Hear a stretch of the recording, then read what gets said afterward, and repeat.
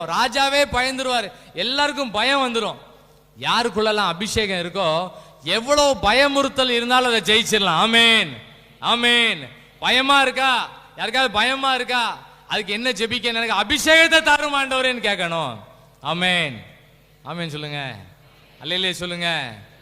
நல்ல ஜெபத்துக்கெல்லாம் வந்துருமா? நல்லா மூச்சு வாங்கணும். அப்படின்னா என்ன அர்த்தம்? நல்லா ஜெபம் பண்ணியிருக்கோம்னு அர்த்தம்.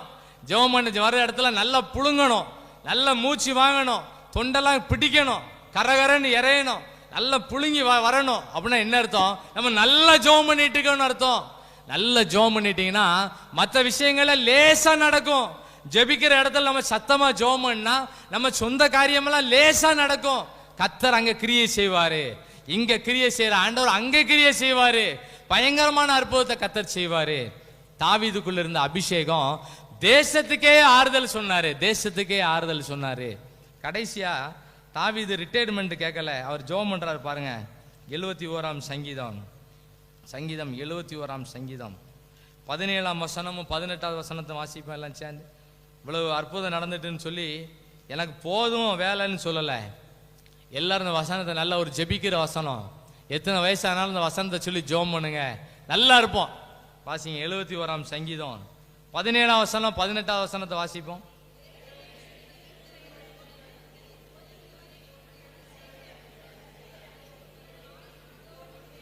இப்போதும் தேவனே, இந்த சந்ததிக்கு உமது வல்லமையும் வரப்போகிற யாவருக்கும் உமது பராக்கிரமத்தையும் நான் அறிவிக்கும் அளவும் முதிர் வயதும் நரை மயிரும் உள்ளவனாகும் வரைக்கும் என்ன கைவிடாம நடத்துங்க.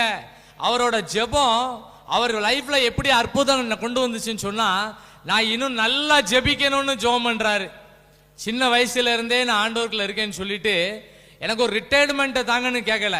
ஊழியத்துக்கு ரிட்டையர்மெண்ட்டே கிடையாது. ஊழியத்தை நம்ம நல்லா செய்யணும். அவர் சொல்றாரு, இப்பொழுதும் தேவனே, இந்த சந்ததிக்கு உமது வல்லமையும் இனி வரப்போகிற யாவருக்கும் உமது பராக்கிரமத்தையும் நான் சொல்லக்கூடிய அளவுக்கு எனக்கு வல்லமையை தாரும்னு கேட்கிறாரு. ஆமேன். அது எவ்வளவு நாள் வேணும்னு கேட்கிறாரு? முதிர் வயதும் நரை மயிரும் உள்ளவனாகும் வரைக்கும் என்ன கைவிடாம நடத்துங்கன்னு சொல்லி இன்னும் நல்லா ஜெபிக்க பழகினாரு. யாரெல்லாம் ஜெபிக்க பழகுறோமோ, ஜெபிக்க விரும்புகிறோமோ, கர்த்தர் அவனை நல்லா பயன்படுத்துவார். ஆமேன்.